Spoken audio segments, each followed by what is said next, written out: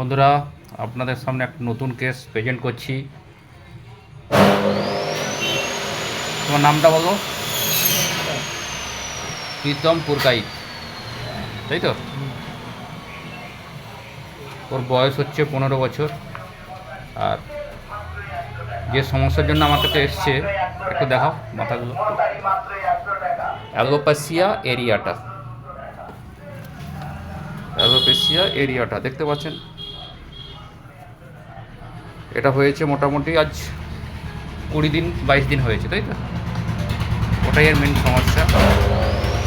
Actually অ্যালোপ্যাথিতে এটা হচ্ছে auto immune disease. এটার জন্য অ্যালোপ্যাথি কোনো ট্রিটমেন্ট নেই। মেনলি এটা স্টেরয়েড ট্রিটমেন্ট আছে, তার সঙ্গে ইমিউনোথেরাপি করলে আশা করছি কেসটা ওদের ট্রিটমেন্ট। কিন্তু আমাদের হোমিওপ্যাথিতে অনেক ভালো ভালো ট্রিটমেন্ট আছে এবং এতে অনেক ভালোভাবে সারানো যায়।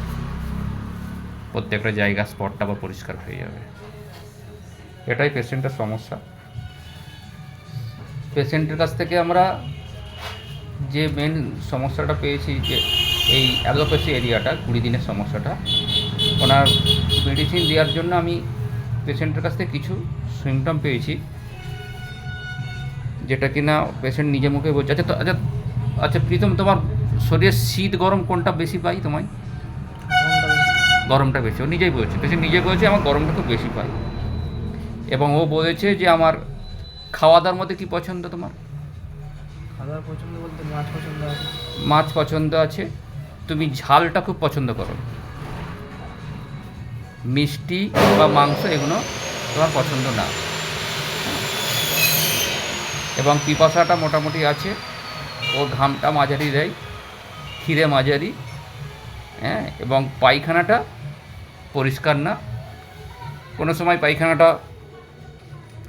পায়খানাটা খুব ভালো হয় না, মাঝে মাঝে একদিন করে গ্যাপ যায়, হ্যাঁ। এটাই হচ্ছে সিমটম মোটামুটি। যেহেতু একটা ডিস্ট্রাকশান হিস্ট্রি চলছে, আমরা অবশ্যই একটা এখানে অ্যান্টিসিপিউটিক মেডিসিনের কথা ভাবতেই পারি, হ্যাঁ।